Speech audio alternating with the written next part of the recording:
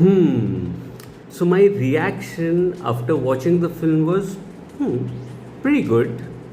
But then I happened to watch a few critics who were, watching this film, and I was like, wait a minute, are we watching the same film or is this a different film that we are watching? Hi guys, this is Farhad and welcome back to my channel Popcorn Reviews. If you're new to this channel, then please smash that subscribe button now. And as a video ritual, remember to like and comment on the video. Liking and commenting helps fuel the YouTube algorithm. And today the film that we're going to be talking about is the Telugu Tamil bilingual film which is called Kuberaa, which is starring Dhanush, Nagarjuna, Rashmika Mandanna and directed by Sekhar Kammula. Now, first things first, one thing that really surprised me is the divisive opinion of the people here in a film that should not really have been divisive in my thoughts. This is not like watching a Wes Anderson film where it's an acquired taste, so I can understand the polarizing reactions that anyone would have, critics or viewers or anybody. This is a proper social kind of a film with slight elements of slight elements as you would associate from the Telugu film industry, although still very restrained. This is not one of those Telugu films that you would actually be like, oh, this is over the top stuff, which is generally the kind of formula that the filmmakers from that part cater to. I enjoy those sort of films also, by the way, but this is a very different kind of a Telugu film that has come out, and it actually is a very nuanced film if you look beyond the regular tropes of the broad strokes of the drama that the film has to offer, and that's what makes Kuberaa special. It's, if you can view it as a character study, you can view it as almost like a setting that tells you a story. There are many ways to look at Kuberaa. There are arcs within arcs that you can find also if you look closely. And then it got to me, why aren't people liking this enough? It's like, it's okay, it's a commercial film at the end of the day, but it's still very rooted, very grounded. It has its flaws, it's not flawless by any stretch of imagination, but to actually dismiss it is something that was slightly beyond me, and it actually had me questioning my judgment of whether I have become a little lenient or whether I'm reading too much into it. I don't know, I still don't have an answer, but let's dig into the analysis. And coming to the story and screenplay, I think there are two things that stand out here. One is the setting and the other is the characterization. Let's get to the setting first. The setting of Mumbai has to be one of the most wonderfully staged moments in the film, because the film is shot at actual locations in Mumbai, which is my city, by the way, and it's an interesting kind of a city to live in because the class divide, that is one of the major themes of the film. The class divide is very evident in the city. You have the tallest of skyscrapers and you have the lowest of ghettos in the same city. The skyscrapers overlook the ghettos, and that is kind of a divide between the lowest common denominator that is there in the city to the highest, you can say, kind of classism that exists through the people of the city. And that moment is caught through wonderful frames, which actually creates Mumbai as an active character, and a character that is almost grey in nature. It's almost pale blue through the cinematic shots that I will also be talking about later on in the video. The second thing, if you notice very minutely, it is the characterization, and which is where I feel that Kuberaa, which also is a name for God, it's a name for God. It is a character study through its characters, and there are four important characters here, and the nuance of the screenplay is actually determined through these characters. If you notice closely, one is the character of Jim Saab. He plays the character of Neeraj. He is an industrialist, and early on when you are acquainted with this character, you see that there is definitely a power lobby that is going as an undercurrent in it. He gets to know about an oil rig which will actually earn him profits, and immediately wants to play the power game with the politicians, in collaboration with the politicians. And it doesn't matter to him whether people, die at his oil rig. The people who are dying, by the way, are of a lower strata of the society. He doesn't care. The care for damn attitude that he has in the film is actually intimidating, and it's of a typical businessman, and it reeks of capitalism, a trait that is also present in the corporate structure that we have, where we have bonded labors. And any corporate employer is going to tell you that, where the salary hikes are low, the number of working hours are more, and everything that is there, in between, the perks are only like eye washes, you can say. I'm talking broadly. I'm not generalizing, or I'm in fact generalizing, and I'm not, focusing on any one company or the other, but it is a reality. So he represents the uppermost, section of the society. Cut to that. You are introduced to the character of Nagarjuna. His character's name is Deepak. Interestingly, Deepak, which means light or hope in a sense in the context of the drama. When you see him, you can make out that he's from an upper middle class family, and he's a CBI officer who interestingly finds himself in jail for a deed that he did not commit. And I think that's a very important start to the character, because it tells you about his morality. If he was corrupt at the beginning, he wouldn't be in jail, and that is something that the film, immediately addresses, and that actually also tells you about the morality and integrity of a character, which is also in a way compromised as it goes ahead. It's almost like an upper middle class who's almost a puppet of the higher, strata of the society, people of the higher strata who actually, the upper middle class essentially becomes a puppet, or it depends on where you are in the food chain that you become a puppet of the system, and it actually forms a chain, as the film tells you about. Now, there is certain deal that happens between Jim Saab and Nagarjuna that actually then has to compromise the qualities, and there's an internal conflict that is throughout maintained like a connecting thread with respect to the character of Nagarjuna. Acha, now the third character and the most important character is that of Deva, which is played by Dhanush. Deva, by the way, is also a name of a god, so to say, and it almost signifies a protector. But Dhanush here is a beggar in the film, and which eventually means that he's from the lowest strata of the society. There is this hierarchy that is maintained through his characters, and that is the basis of the entire structure and the story that eventually then comes together through its twists and turns along the way. But the characterization, if you understand, is the story here. So he belongs to the lowest strata of the society. In fact, the emotional core of the film lies with this character. In a scene, you see him, witnessing the death of his fellow beggar, friend, you can say, only for him to run after the car, who, trampled him in a futile attempt. And I think that tells you a lot about, the gap between the lowest and the highest strata, the people in that category. But the issue comes later on, just immediately after that, when he has to cremate that deceased person, and he doesn't have the money for that, and so there's only a makeshift setting that takes place. Cut to that, the character arc, and this arc, is completed later on at some point in the film, wherein Dhanush actually goes into a form of a trance, and he actually celebrates the death, or the final farewell of an individual, again a beggar, simply because he has a little money in his hands, and that tells you a story in itself. That's a story, that's a theme in itself, that you understand the character. And so when he's recruited and certain things that happen, it tells you about how he also is a puppet, and it's also a chain or a hierarchy of power, or the power lobby that the film is dealing with. The nuance here comes in the form of the fourth character. The fourth character is that of Samira, which is played by Rashmika Mandanna.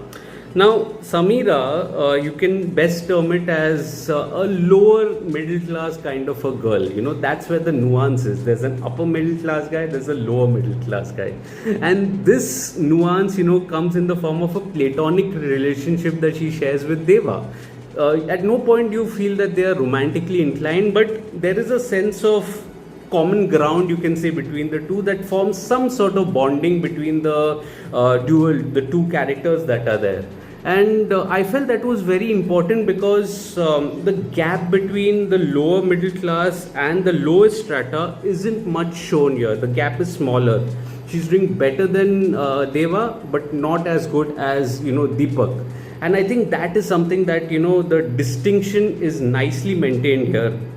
Cut to that, you know, there is a scene in which, you know, she asks for money, and Dhanush readily gives the money that somebody has given him, you know, in a box. And that shows the large heartedness of the character of Dhanush. You know, despite having money problems himself, he still, you know, goes and gives that money. In a scene prior to that, you know, you see the character Rashmika Mandanna returning the favor.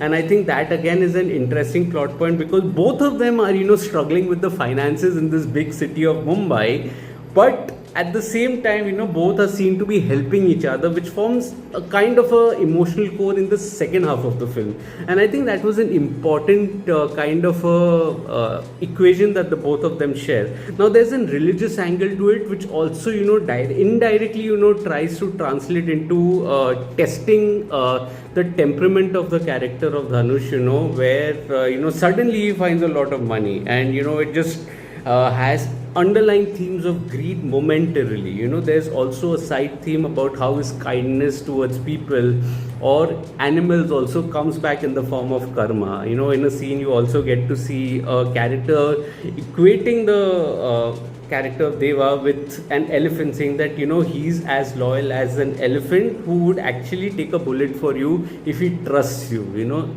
I'm paraphrasing it, but the theme of this argument is exactly this. And I think these are the underlying themes that were very evident for me, and I actually kind of, you know, really like them. However, the flaws in the film are mostly in the second half. Firstly, with the geography of the city. Trains from Cotton Green do not go to Churchgate. I know I am in the city. I know how the city views. One is Central Line, one is Western Line. They don't merge. That's one mistake. Also, auto rickshaws do not go to Mahalakshmi, which is shown in a scene. Again, a miss. But I think apart from the geography of the city, the sloppiness of the drama also is slightly with respect to the repetitiveness of the drama, which you feel with the length of the film in the second hour. The length of the film is slightly on the longer side, I would say, because things get repetitive, and it's only a cat and mouse kind of a game mostly that forms the second half of the drama, which slightly overshadows the classism debate which is there. There are emotional moments also, and you actually feel that you know, through a couple of arcs that are there, a couple of characters also having a sense of realization. There are two arcs, you know, which play out in reverse. One, newborn baby of a beggar who suddenly is an owner to a lot of money, whereas the antagonist is completely, you know, has to, you know, become a lower, you know, member of the society for a day or something. There's a theme that goes on, and both these arcs, you know, play in reverse order. I really wished the climax, you know, the finale just needed a little more punch for me. It was realistic, but it was slightly abrupt also. But it takes nothing away from the drama. The drama definitely still makes an impact, and I'm actually surprised as to whether I'm reading too much into these themes or whether they were evident. You let me know in the comment section. I don't know. It worked for me, and I liked the film at the end of the day. Now, coming to the technical aspects very quickly, the dialogues, the music, and the direction. I think the dialogues here are also tagged to every character, and therefore they're tagged to a particular emotion that has an indirect impact on the social commentary of the film. And I think that's a bold way and a very intrinsic way of, you know, representing your themes in the drama through the dialogues with respect to the characters. I think the BGM by DSP, Devi Shri Prasad, outstanding. We often talk on this channel about Jakes Bijoy and how wonderfully he understands, the assignment and the world, of the characters. DSP does exactly that. DSP absolutely nails the score, the background score, from emotional to something which is stylized. I think the beats of the screenplay elevate the drama, elevate the emotions in the scenes wonderfully well. I think the cinematography, I did touch upon that as well, of how the frames of Mumbai are, distinguished, and they play a character in the film as well. The color grading also is important, to understand, from the pale blue hues, you can say, which depict almost a sense of gloom and a tragedy, to something that pops up in the form of a religious setup that is there. If a character you see is worshipping something, the color grading suddenly changes. That change in the color grading which is there, it represents hope. So from gloom to hope, both coexist in this world, in this city, and it makes for a nice little internal arc with respect to the frames that are there. I felt that the editing could have been better. This film with this subject had no business to be above 3 hours. It just gets little repetitive after a point, and a daughter watch would have made for a more impactful watch, I would say. I think that goes as a criticism for the film as far as I'm concerned. Director Sekhar Kammula, I think he does a wonderful job here. There's a certain sensibility that is very different from the other Telugu filmmakers that are there in the state, which actually would present the same subject in an over-the-top manner. Both have their own pros and cons. That's fine. Like the con for Sekhar, if I can say so, is the ending. It gets a little too abrupt with his ending, which is something that I had a complaint in the wonderful Telugu film Love Story as well. If you've not watched that, you must watch that. It has Sai Pallavi and Nag Chaitanya. Wonderful film, but again, the climax was a little, it just did not, stick as it should have. It's still a wonderful film. Here, it has he follows a similar fate, but the themes, wonderful themes that he explores, wonderful characterization that he explores, and it's wonderful to witness the director presenting this drama in the form of a grounded narrative. It has certain moments of commercial cinema in the second hour slightly, but nothing over the top. I think it's all the characters are believable. It would be like the characters we would have witnessed around us. Slightly there's that tadka, you can say, in the second half, but other than that, wonderful direction.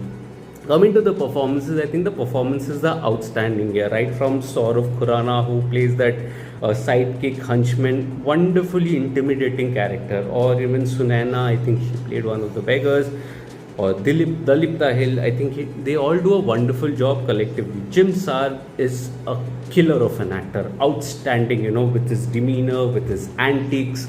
It's almost like, he lifts the characterization, with his performance, which seemed like a pretty sketchy, generic kind of a character on paper, lifts it up with his performance, and I think he did a phenomenal job. Rashmika Mandanna also is very understated. I think here's an actor who's often criticized about her acting chops, but I think she was pretty, understated here, and definitely hit the emotions and understood the zone that her character was in, of a low middle class. Nagarjuna, I must also doff my hat to him, because here was a superstar who actually surrendering to the vision of the filmmaker, and completely giving a very subtle and nuanced kind of a performance, who's dealing with issues of his own. Yes, there are slight commercial tropes slightly in the second hour, but other than that, the conflict in his character, internal conflict in his character, is wonderfully expressed in a wonderful performance. Dhanush is an absolute star. You look at his transformation, one look at him and you see that, oh my god, he's actually looking like a beggar, and that's what makes his character, impulsively repulsive, I would say, and his first glance. And that is the form of commitment that any actor must, aim for. And Dhanush absolutely surrendering, going against the image, on-screen image, is something commendable. There are so many emotions that Dhanush has taken you on, and all the emotions are hit wonderfully. He's naive, he's innocent, but he's also he knows how to survive in life. through a series of flashbacks that you see, and that shapes up his presence, so you believe in his journey. And I think that's a wonderful cog in the screenplay as far as characterization is also concerned, and wonderfully well portrayed as well. So overall, I felt that Kuberaa is a very bold kind of a film. It's a bold take on classism, with wonderful characterization, wonderful character study, you can say, intrinsic themes, and superb performances. Yes, it does falter. It's not a flawless film. By no means it is a flawless film. But then most films aren't, and it's fine. And it again boils down to the question, why didn't some of the critics like it? Some of the ones that we've been I actually look up to them, and they didn't like it, and I'm questioning my judgment. I don't know. I liked it. I'm putting it out there, and let me know your thoughts on what did you make of Kuberaa. It worked for me. It's one of the better, Telugu films that I've watched this year, and I pretty much enjoyed it. If I liked it, I will say it. I liked it. It's okay, and everyone has an opinion. If they don't like it, that's also okay. Whatever your opinion is, you can let me know in the comment section without hating anybody. Let's get into a nice little civil discussion of whether you like the film, you didn't like the film, whether I'm being over generous, whether they are being over critical. All is fine in the umbrella of cinema. Remember to like or dislike and comment on this video. This can boost the YouTube algorithm, as I would say, and you can share this video with your friends and family. Ask them to subscribe to the channel. Let's grow this Digi family together. My detailed review of Kuberaa is available on my site, Popcorn Reviews with the double S, the link of which is in the description box below. Do visit that as well. Also, you can follow me on different social media platforms like Facebook, Instagram, Twitter, and Letterboxd, and Nokia. I do not end up making a video on everything that I watch, but I do write a lot. All information is present on my site and on my social media handles. I'll see you again soon with another video. Till then, take care of yourselves, and thank you so much for your love and support. Cheers.